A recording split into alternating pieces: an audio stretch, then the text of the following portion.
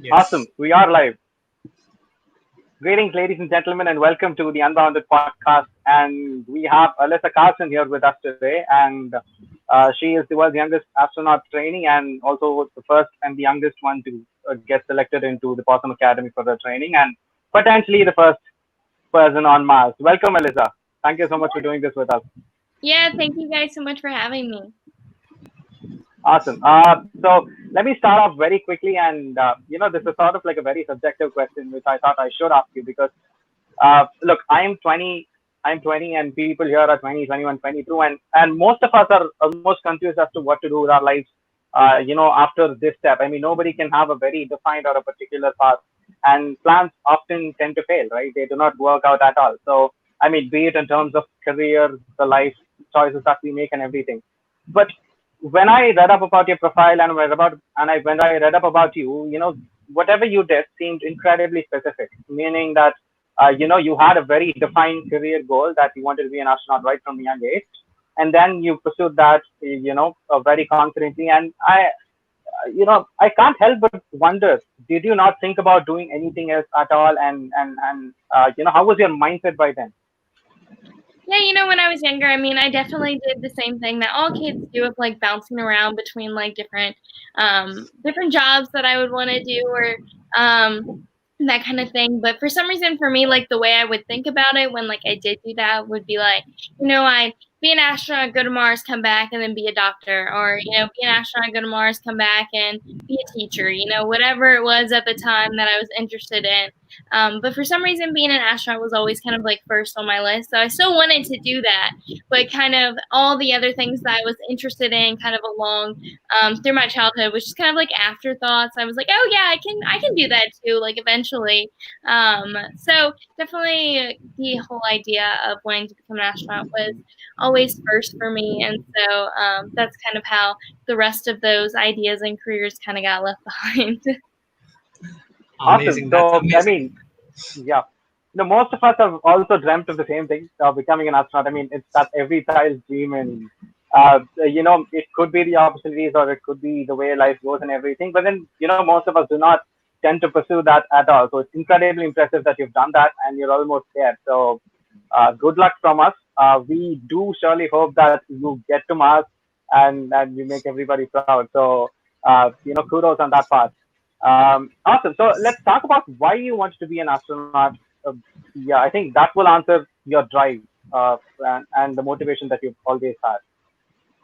Yeah, when I was younger, I was mainly interested in the idea of like going to Mars and that kind of thing, mainly just because of like the curiosity of it. So I ended up, asking my dad, have people been to Mars? Like, what is space? All these questions because I didn't know anything. And he kind of explained to me that people had been to the moon, but not Mars. And so initially, I was just like, oh, well, then what's on Mars? And just kind of had that curiosity of like, well, why not go to kind of find out? But definitely as I've gotten older and learning more about just in general the benefits of going to Mars, that has definitely become, I guess, more of my drive or motivation towards like wanting to actually do it. So I mean, now at this point, I just really want to be like a part of it in some way or contribute as much as I can, just because I see so many opportunities with space and with getting us going to Mars. So So let me Definitely. I shoot. mean, you definitely. Yeah, 1 minute, Karthikeya. Yeah, so you definitely Yes. seem like a person who just says all these in a very chill manner, but I bet there's a lot of seriousness within behind whatever it is that you say. Yeah. So Karthikeya, you may follow. Yes. So let me shoot one common question which you face often these days. How is your quarantine going? I mean, like, it's almost 6 months being at home, which is like the ideal amount of time to go from Earth to Mars. So is it like some sort of rehearsal machine for your actual machine? yeah, it definitely is, so funny just kind of being with the same people and the same space and all that. But yeah, no, it's so fun to kind of joke around and think of this like as maybe a Mars mission. But no, I mean, it's definitely been interesting. Hard at times, easier at others, just kind of depends. I do think, at the beginning of all this, having like school and like online school and stuff to kind of like keep you distracted and keep you working and keep you doing things rather than like once that kind of finished, it was more just like nothing to do. So just kind of just being like Okay, this is exciting. But luckily, hopefully on the mission to Mars, we'll at least have something to do to keep us distracted. So at least that half of quarantine went well. Awesome. So let's talk about your mission training itself. I mean, how much of that is it that you go to some center and then do it in person? I mean, the training part, and how much of that is purely academic and you love to learn? I mean, you can still manage it online of that sort. So, what do you do right now, and how are you managing it? And how much of whatever you do is actually in-person training? Yeah, I mean, most of the things I do through Project Possum and all, Project Possum is a private citizen science research organization. And, we are able to, sometimes take classes which are online all the time.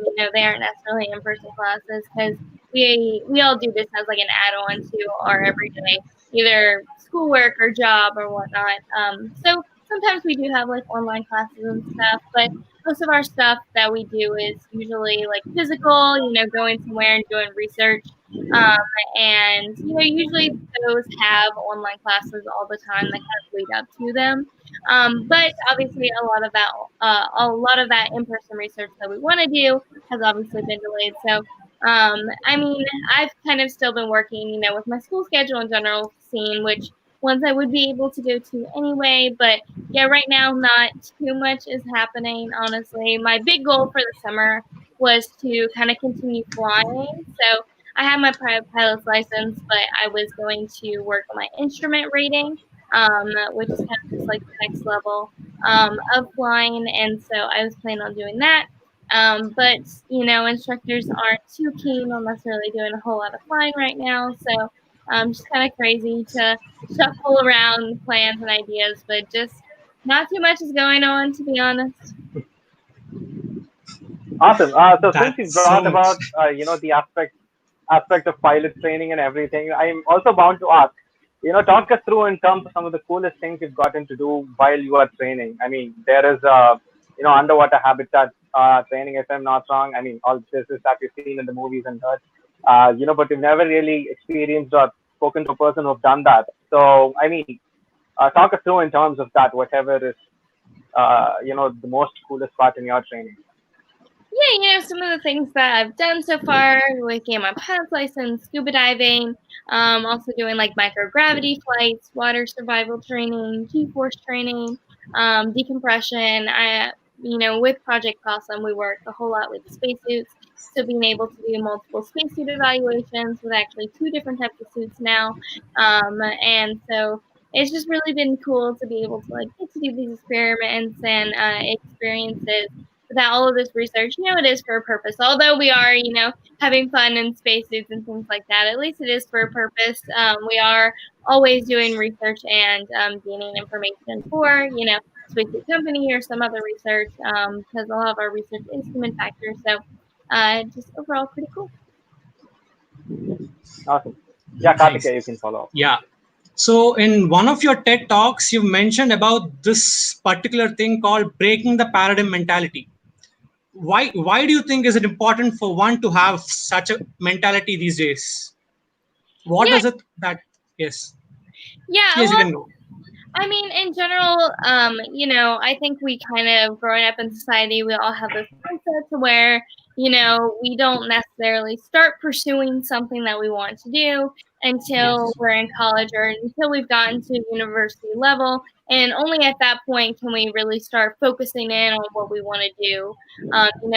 We always have this idea that all the degrees are just, it doesn't really matter what you're interested in. You're going to take this curriculum and do these things and whatnot, which I mean, I do, think it's good that we're able to study and learn a little bit about so many different things because it helps us kind of figure out what we're interested in doing. But I do think that it's important that if you do figure out what you're interested in, because yeah, obviously me deciding all this at 3 or when I was really young is not typical, pretty crazy, but there still are a whole lot of people who figure out what they want to do in middle school or in high school or anything.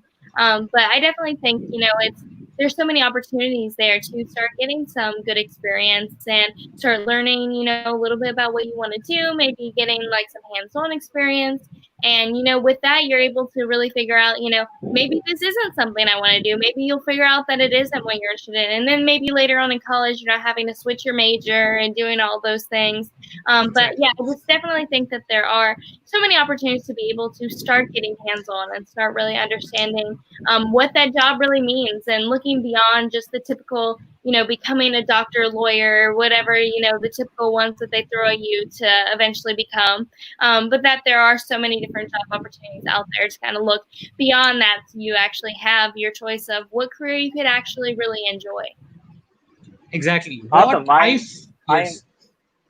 What I I am feel is so glad that that you brought this. the education system, that is influencing all the people a lot. Like those who are the 12-year or the 13-year-olds who are very much interested or who is very much fascinated about something, they have to wait till the bachelor's to pursue that thing. So what's your take on this? Like, what role does an education system play on this? Yeah, it definitely is like that. I feel like we're all just kind of waiting until college before we actually have to pick something. And so, along with that, a lot of kids actually will, put that off. They're like, I don't have to decide until then, so there's no point in looking into it. And, I think for me, very early on, I knew I wanted to pursue a career in STEM or science or anything like that. Obviously, the idea of becoming an astronaut, but that's not necessarily a career.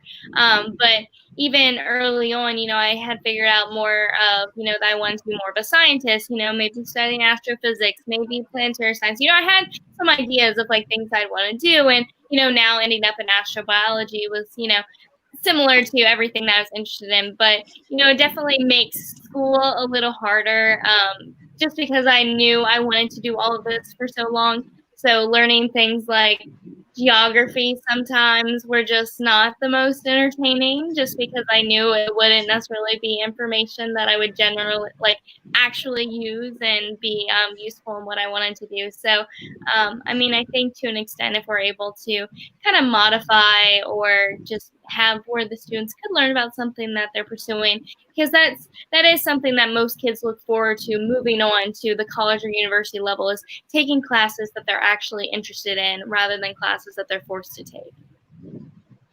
I'm actually loving this train of thought specifically because I truly believe that people often, uh, uh, misunderstand the idea of trying to execute things right away when it comes into mind. As in, what we often do is we tend to overthink, whatever brilliant ideas we come up with, or whatever things that we want to do, and then somehow, or in one way or the other, our brain tends to reject that in every possible way. The more we keep it in our mind, the more it doesn't happen. That's been the case. So I also wanted to ask, have you ever thought about becoming an astronaut from this perspective? Has your mind told you, okay, maybe this is not for me, so let me try to do something else? How did you deal with those situations? There's always a battle between the mind and the heart. Yeah, definitely having the opportunity to go out and do some of these realistic things. I've been able to push myself and, really take a moment to kind of stand back and realize, is this something I'm capable of doing? Is this something that I'm willing to do with all of the extremes that you actually go through to become an astronaut? In a lot of the situations, definitely been terrified about a lot of things that I've done. They aren't always just the easiest. And so it has been pretty awesome to just have the experience of fighting through that wall of fear, and then end up, absolutely enjoying the rest of my time doing whatever it may be. I've always been the kind of person that once I do it once, I'm able to do it 1,000 times after that. Just because, I'm just kind of like, okay, yeah, I'm going to live through this. I'm not going to die. So it's okay. And it was kind of always like that for me, even when I was a child, with roller coasters or stuff, I'd be terrified to go on one. But after I rode it one time, I was like the kid, be like, let's go again, and that kind of thing. So, a lot of this hands-on experience I've been able to do has really helped with that, of me being able to, really understand what the idea of becoming an astronaut would be, what all would that entail, and if, I think that I'm capable of doing that. And, I think that every experience that I do or continue to do is, figuring that out. If I do hit a wall where I'm like, I don't think I'm able to do this, luckily the good part about wanting to become an astronaut is that you you are also pursuing a career. So like I still have a career that I'm pursuing. I still have a job, but at least I'm able to really understand, like, can I do this? Yes, then like move forward kind of mentality, I guess. After all, you're Amazing. moving But then, towards your out of the world dream. Right. That's one of your out of the world dream. So why do you think, there are many instances where you've quoted this, that going to Mars is your out of the world dream? Why do you think that one should have such an out of the world dream, and what do you exactly mean by that? Yeah, I mean, obviously, when I was really little, saying that I wanted to become an astronaut and go to Mars, that was about the most impossible thing I could have ever, picked. No one was talking about Mars at that point. No one was, really gearing up for some sort of mission. But I was still like, I'm going to go to Mars, even though no one has any plans of going to Mars. But luckily, as I've grown up, that's become more and more of a reality. But yeah, I mean, just in general, having those crazy dreams that may seem impossible at the time can really become more of a reality. And, that doesn't necessarily only have to do with space or anything like that. But, for example, like a lot of space jobs in general that will come about in the next few years are jobs that don't even exist right now. We're constantly having to make new crazy positions in the space industry to deal with all the new exciting stuff happening, whether that's with the private space tourism, all of these new things, that's going to come about with new jobs that we aren't used to. So if you're interested in maybe doing something along with that may not be realistic at the moment, or even, big goals, wanting to complete some huge project, all that can seem impossible and very far. But yeah, it's all about just kind of sticking with that idea, even though it does seem pretty intimidating. It is intimidating. and how do you cope up with those times? I mean, it is often, misinterpreted that, I mean, why dream so big when you know for a fact, at least initially, that it's something that's out of my reach or something that's way above my league. So, I mean, for you, even if you're so much passionate about becoming an astronaut and you've pursued and chosen to, go through that path, you must have had moments when, you felt like, okay, what have I signed up for? I mean, this is way too difficult. I mean, certain tasks could be very, very demanding physically. Certain tasks could be mentally challenging, right? So how do you cope up with those tough times? And then what is your motivation there? Yeah, I mean, definitely a lot of the stuff that I've done has been super intimidating. I mean, just in general, joining Project Possum at such a young age. So, I mean, I started doing stuff at Project Possum when I was 15, which was pretty insane, just pretty grateful for them to allow me to kind of start that. I mean, it's great that now we have, a lot more 18-year-olds starting to join and that kind of thing. But, joining at 15, there was definitely a huge learning curve in general. Doing some of their online classes and things like that with all these other people who, they have jobs, they're grown adults, they're way beyond college, they have all this knowledge, whether about space or, whatever they work in, not necessarily space. But, I remember specifically I was on one of my lessons because I was doing one of the classes and he was like, let's, think back to some of our high school calculus. And I was like, at this point, I had never learned calculus. Like, I was not there yet. Like, I was like, I haven't even gotten to that point. Like, I don't even know what calculus is. And then he starts, explaining all these complicated math things I had never learned before because I just wasn't, at that same education level as, a lot of the others. So, I mean, a lot of the stuff throughout the way has just been, having a good support team, I guess, just around me, whether that is in the classes, so many of them were quick and helpful to want to explain it or try to help me understand, or even, sometimes in the physical stuff, I remember during the water survival training, we all had to pull ourselves into a life raft while wearing the spacesuit by ourselves, which is incredibly challenging. Pulling yourself into a life raft already, you have to pull all of your strength and then adding all the weight of a spacesuit on top of that. It's extremely difficult. And so, I remember with that, literally every single person that did it struggled, even, the 30-year-old ex-military man, and then they expected me to do it. And so, all these things, we all struggled doing it, but at the time. Every time a person was down there pulling, we were all, outside cheering for them, like, keep going, like, just pull a little more, and that kind of thing. So just definitely having somewhat of a community and support system to get you through those tough and, like, difficult times, because, you can do them, you can make it through them. It's just having that will to want to keep pushing. And so having, whether that is, some sort of support from family, teachers, friends, whatever it might be, or colleagues, just having someone to continue pushing you. Amazing. Yeah, Karthika, you can follow up with that. Yeah. So let me state one particular dilemma which most of my friends have, and I want you to answer how one can overcome this. So let us say you are living in a nation which is very new to the human space program, and then if they want to become an astronaut real quick, they have to change their national, like they have to go to some other country which offers advanced, this astronaut programs, and then apply there. When they are doing this, they do have a mentality that it's like changing the nationality. That is something that is stopping from, like, they want to do something for the nation. Mm-hmm. How do you see this? Like, how can one get out of this dilemma?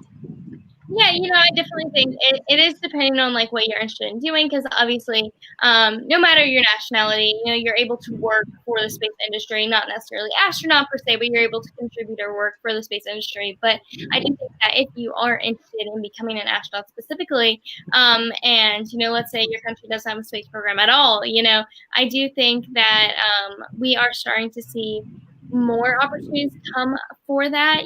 Obviously the whole changing your nationality, I get, may not be something most people want to do just right off the bat, but I do think coming up more recently, we're going to see more opportunities for people in other countries in terms of human spaceflight. I think in general with the private space industry, it's going to be pretty big. Let's say SpaceX, for example, starts having their own astronaut selection. SpaceX isn't going to have the same restrictions that a government agency would have. SpaceX, if they start picking astronauts, they're going to want the best that they can get, no matter where they come from. And, I think that along with that, nationality is going to not be quite as important. And so I think that those times are slowly changing. I think it's something that we've mainly just been used to with the way all the government agencies were kind of put together. But I think that we are starting to see a change where we are eventually going to have it to where some other companies as well, Blue Origin, Virgin Galactic, whatever it may be, they may start having staff or potentially, astronauts with Virgin Galactic. It may just be, people part of their team that has the opportunity of going to space, since their dynamic is a little bit different, but in general, just having more selections that don't rely as much on nationality. So I would mainly just say, try to keep up as much as possible with what's going on in the private industry, because I think that's going to be the best ticket way to do it.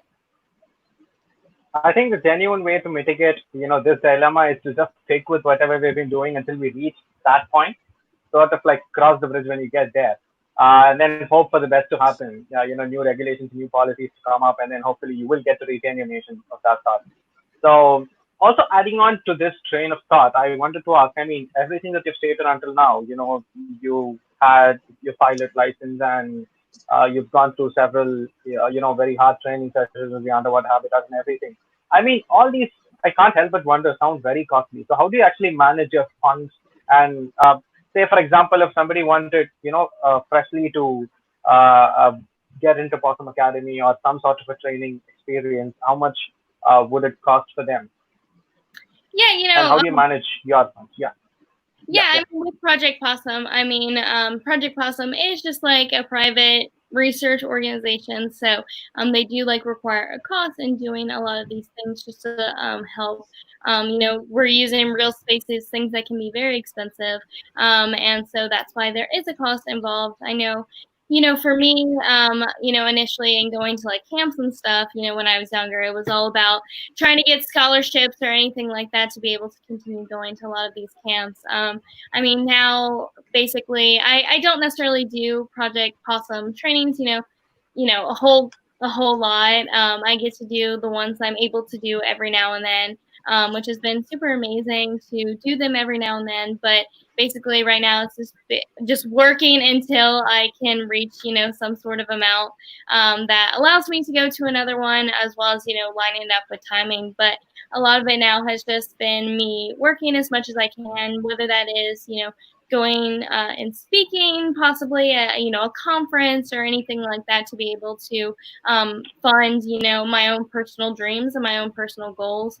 So yeah, I just kind of go to the Possum Academy, all the Possum experiences when we can when I can finally afford one, and then also when the timing and all allows. But yeah, basically just putting in the hard work to make the money to then go to the training. So that's kind of where all of it goes. Your motive is absolutely incredible. In fact, I think I heard that you also at some point in time had to sell cookies or something of that sort in order to fund yourself to get to your NASA camps and everything. Is that true?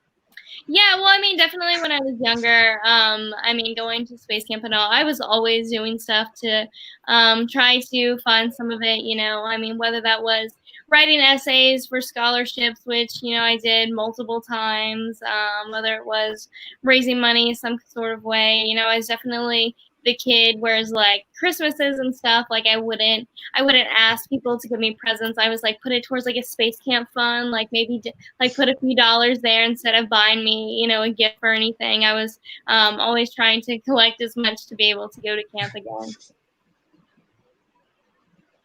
Incredible. Yeah, Karthik, you can follow. Yeah. So, what is that one piece of advice that you'd love to give the viewers who are currently watching this live? I mean, that would bring some kind of achievable advantage. Some, like, maybe you wish someone would have advised you when you were 12 or 13. Yeah, well, I mean, in general, I think one of the biggest things I've learned throughout doing all this is the importance of talking about your dreams and telling people what you're interested in doing. You never really know where those opportunities are going to come from. You never know who somebody else knows. And so it's always important to be telling people about your dreams. So, like an example I like to say, let's say, you're interested in robotics and want to pursue that route of necessarily becoming an astronaut. Maybe when you're younger, build a robot, go to a competition. Those little things could potentially help later on some sort of resume. But at the same time, while you're there, maybe you're at the competition, you're telling them, I want to go into robotics and I want to maybe be an astronaut with that. I'm interested in space robotics. Or tell people what you want to do. Maybe someone there is like, oh, well, I know someone who has a robotics company.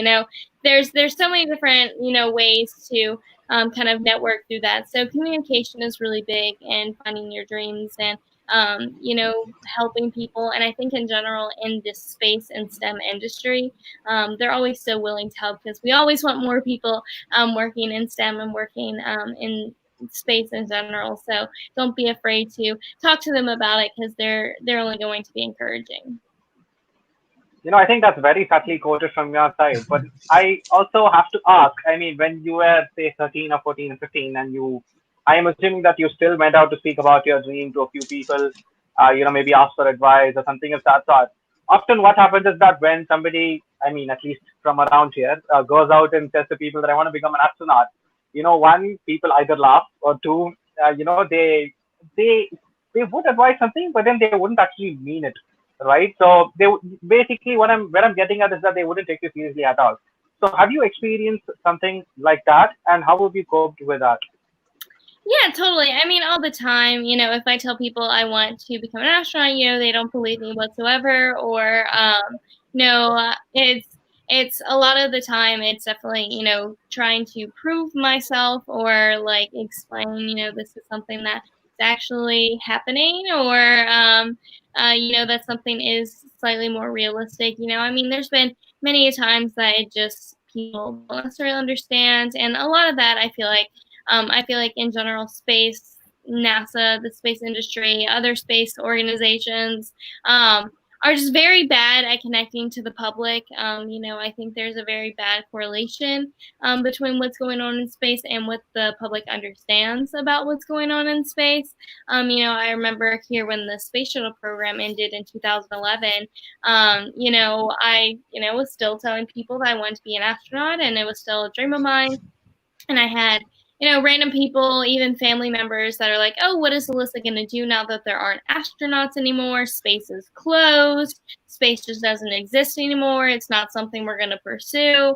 So I don't know how the shuttle program ending correlated with not having astronauts ever again and space just closing down.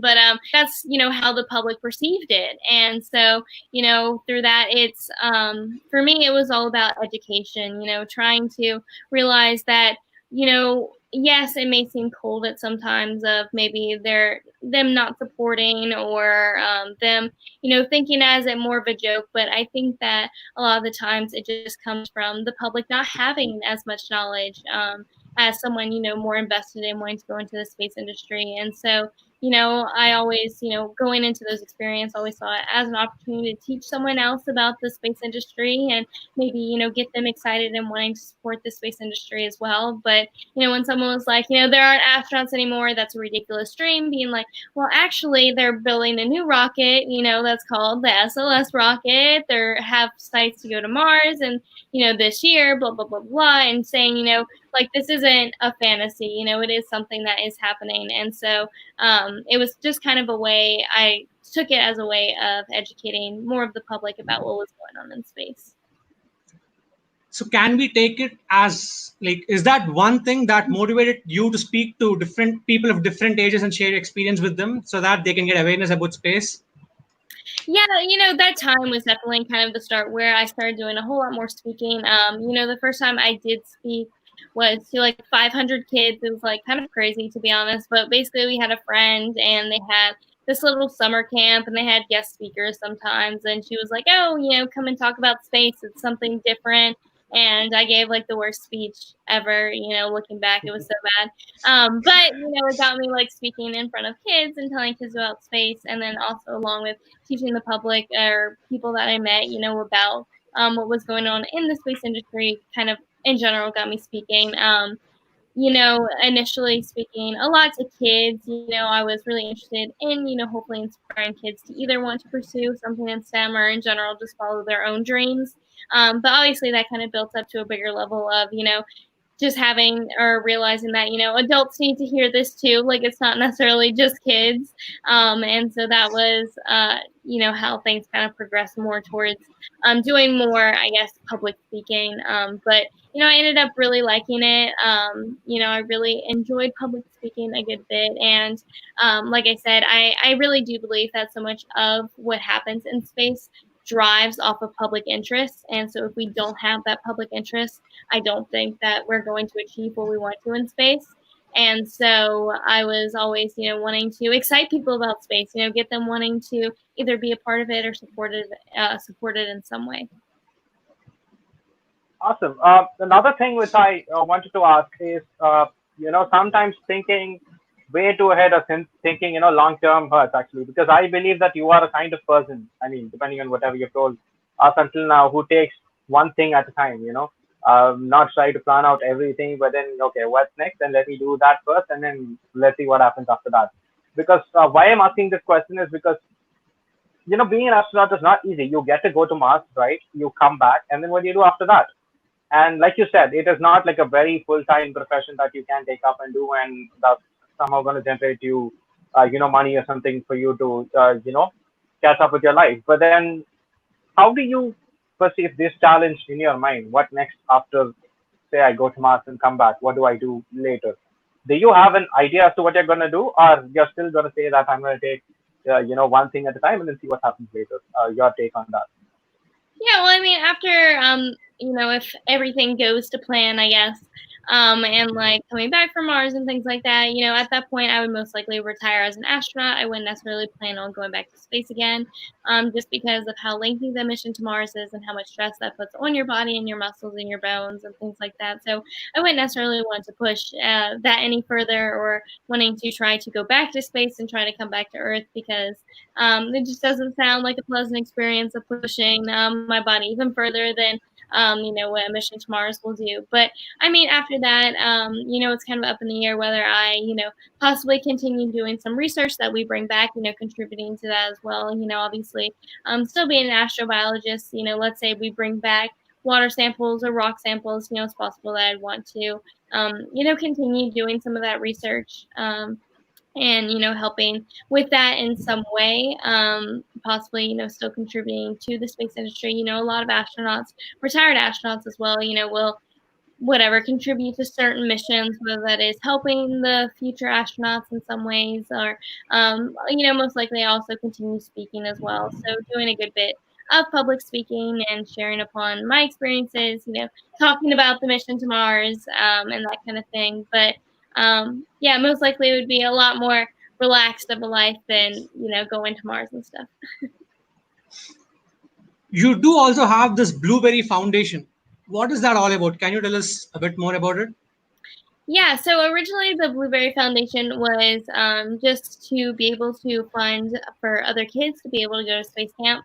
For me, space camp was such an amazing opportunity to really figure out what I was interested in and what kind of career I could pursue, and kind of help me figure out the kind of career I was interested in. And so I really just wanted other kids to have that opportunity. And so, yeah, the whole idea was trying to raise money for other kids to be able to go to space camp. More recently, we've been working a lot, kind of more in other countries, working, I guess, more in the planning and helping that side of things as well. So, for example, we've worked with several groups in Mexico, a group out of Argentina, and helping them kind of figure out the logistics. I want to bring kids to space camp. What exactly does that mean? What would that entail? And just kind of helping them through that process of understanding, this is how to go about it. This is what we recommend, and just kind of working with them to be able to support them in bringing kids to space camp.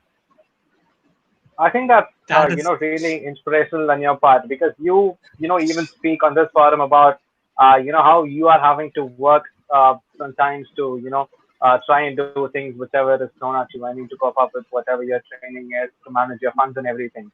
But meanwhile, you're also trying for others to come up and experience all that you have done as well. So I think that's really inspirational for all of us to take. That's quite a message there. So congratulations on that. Yes, Pratika, you can follow. Yeah.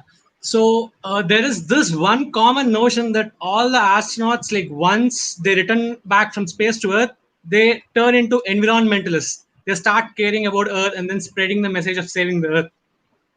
Is that true? Like, what do you have to say about it? Yeah, I'm not sure how much of them like necessarily fight super hard, like for a lot of that stuff. I mean, obviously, going to space kind of gives you a very different perspective on things. The astronauts mainly just being able to see how fragile the Earth is, see how small the atmosphere is. We only have such a tiny barrier protecting us from all the dangerous things in space. Also, in general, just being able to look at the earth without borders. You when you're up in space, and you just see the earth, it is just the earth. There's not any other complications to that. And so many astronauts come back with that sense of pride of seeing it as just the earth. And so a lot of those, I guess, superficial problems that we have here, astronauts kind of just don't necessarily agree with so many of that, just because of seeing, having that experience. But yeah, I mean, in general, astronauts, if you are interested in going to space, I feel like in general you have like a sense of how fragile the Earth is and things like that, just from learning about it. But I think just the experience of seeing it is just completely different and adds a whole nother level to it. That Yeah, I think. that Yeah, is I think. yeah. Go ahead, Yeah, Nitish. so that goes ahead to just assert the point that space is global. and everything that we do has to be on the whole humanitarian front as opposed to being, very nationalistic, right? So I think that's also a news for us here and a message for us to, take deeply. So we hope that the barriers that exist right now in terms of ITAR regulations and everything, at least ease up and open opportunities and new avenues for students who are in, particularly underdeveloped countries and who are looking at, space sector and looking to work there. I think hopefully those conditions will improve, and then we, will have opportunities for everybody to take up. Yeah, Karthik. Yeah. So what, like, now, for example, let us say that we are giving you a situation where you have to, motivate one or two people to get into space and then sustain that feeling of being in space and then coming back. Like, say, it's not that they should feel it as a one time experience of going to space and coming back, as the things, the latest all the space tourism industries are doing, but then they should get that feeling of, exploring more and more of the universe. So what can you, what is the one piece of advice that you'd like to give to people of that kind? Yeah, I think that in general, space drives our need for exploration. It drives our need for wanting to push our own boundaries and push ourselves. Obviously, looking now at, mission to Mars, we already know Mars is not the end goal. Mars is not, once we go to Mars, no one's packing their bags and leaving. It's definitely a continuing exploration. And the idea of, supporting the space program is that you're supporting humans, pushing ourselves and pushing exploration and continuing to go further with that. And so, yes, we all are excited and supporting of a mission to Mars, but eventually, we're going to be looking at, going to a moon of Jupiter or going, somewhere else, maybe an asteroid, whatever it might be. And so, I think that most people who are interested in space have that sense of exploration in them, that sense of adventure to want to do those things. And so, it's all about realizing, and looking ahead to the future, not necessarily just your generation or just your contribution, but being able to support, what's going to happen for the future generations as well. How was your feeling, like, when the recent launch from America happened? Like, it's like after a very long time, for the people from American soil, they just went to space on an American spaceship. How did, like, what was your feeling at that moment? Yeah, that was a pretty crazy experience. I do think it was, a huge sense of pride for so many people just because of how long we've gone without having any rockets launched from here. We have, I feel like the space industry in general has just been feeling kind of dry. Not many people have been excited about it because not much has been going on for people to see. It's just been a lot of building and, when American astronauts, for the past whatever 9 years have been going to space, there just hasn't been much excitement about them going to space because, they're launching out of Russia, they're so far away. And so we don't necessarily have that same excitement as we do if they're actually here with people actually seeing it happen. So it was really cool just to see so many people get excited about that, and also all around the world, seeing people excited for something new or, some sort of private space industry doing something like launching people. So in general, I just think it was all around just so successful and beneficial for, the private industry, the government agency, the public. So just really exciting. Awesome. If I may ask, who's your inspiration to become an astronaut? And have you met that person, spoken, and everything? Yeah, well, I mean, there's been a few people, along the way who have just been kind of like huge inspirations and helped in so many different ways. I mean, a big one for me was Sandra Magnus, who was a female shuttle astronaut. I met her when I was about 9 or so, and basically I asked her to kind of just explain her story. When did she decide to become an astronaut and that kind of thing? And she had decided, pretty young, I think around 9 or so, and just kind of hearing someone else who had decided at a decently young age to do this, had successfully done it, worked hard, gotten to that point, and, just seeing someone successfully, complete that dream and do it the way I had wanted to do was super inspirational, just because I realized that it didn't necessarily matter the age I had decided to do all this, that if I continued to work hard, it could still become a reality nonetheless. And so that was just a huge push to keep me wanting to pursue this and realize that it wasn't as impossible as it necessarily seemed.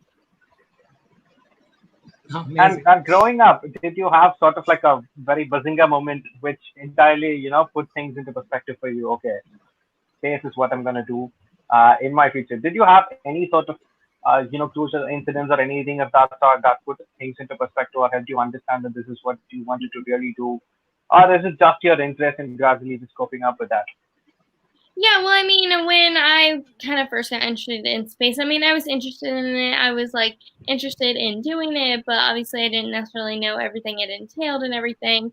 I didn't know all that much about space, but definitely when I went to space camp for the first time with my dad, we were there, 3, 4 days. We weren't there long, but as soon as like I got to space camp, I was like, this is it. This is what I want to do. 100%, just being able to see, life-size rockets, being able to learn all this information about space and space history, building model rockets, experiencing or, doing simulated missions, playing the roles of astronauts, all the things that we were able to do. I was just like, oh, I love all this. And I was just so obsessed with all that. And so kind of going to space camp really solidified for me that it was like something that I really wanted to do. And how Yeah, was your experience of being, like a 12-year-old among a panelist of PhDs and all, where like they discuss about all the futuristic missions to Mars or else about the spacesuit or something? How was your experience being the 12-year-old in front of or like along with a panel in which there are PhDs, engineers, and many other people? Yeah, well, I mean, it was kind of like one of the first things I did speaking. So, I mean, I was pretty nervous, to be honest, just because I hadn't done too much speaking at that point. But, I didn't necessarily put, I was 12, so I didn't necessarily put too much thought into me being a kid and then being, successful, successful people in the space industry. It was definitely interesting. It was, that panel has done, honestly so much along the way. I still keep in contact, I think, at least with 3 of the other people that were on that panel. I mean, one of the ladies on that panel is the entire reason I'm studying astrobiology. So, I mean, really a whole lot came out of that panel.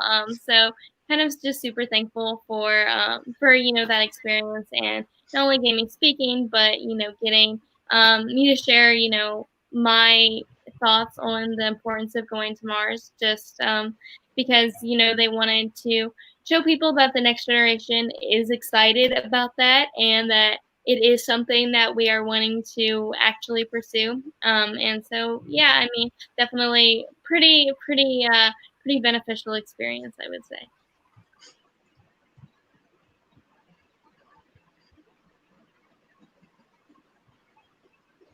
Yeah, awesome. So I think we're almost at the end of the session here, so we'll try and take 2 questions or so from the audience and then sort of finish the session up. So to summarize this entire talk, if you can tell us a few things that would inspire or would help any aspiring astronaut to come up from your experience. Yeah, I mean, in general, I would just say first you have to figure out what you're interested in. There's a million different ways to become an astronaut. So if it is something that you're interested in, you have to figure out what you personally enjoy, how you want to contribute. You can be a pilot, you can study medicine, you can study any kind of science under the sun. And so really you have to figure out what you're truly interested in. And then after you kind of figure out that, really just look in your local area for any sort of opportunities regarding that profession. Whether that is engineering or robotics or medicine or, anything along that, trying to build upon that as much as you can, because, essentially you want to be the best you can be at that job and at that profession. So try to, start out by learning as much, like I said before, being vocal to people about, I'm really interested in engineering, or I'm really interested in robotics, whatever that profession is.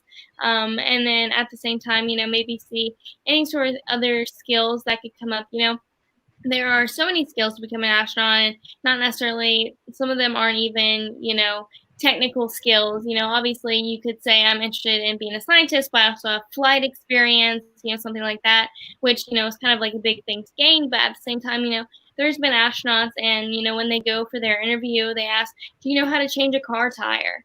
And, sometimes astronauts say no, and they're not selected because of that.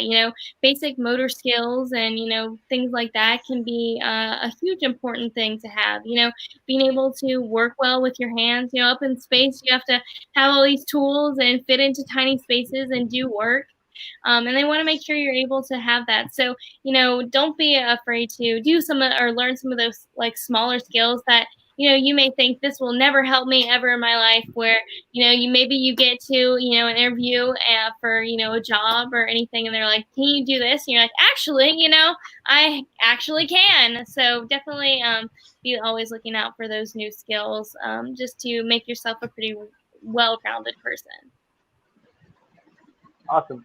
So thank you so much, Alyssa. I think this would really help all the aspiring astronauts who are watching this live and then who would again watch it later as well. So this has been so much fun, and thank you so much for spending time with us and agreeing to do this. We really, really hope to see you on Mars someday. I think our prayers are with you. So Godspeed and good luck with that, and make us all proud. So thank you so much. Yeah, thank you Thank you guys. very much, Alexa. Thank you very much. Awesome. Bye.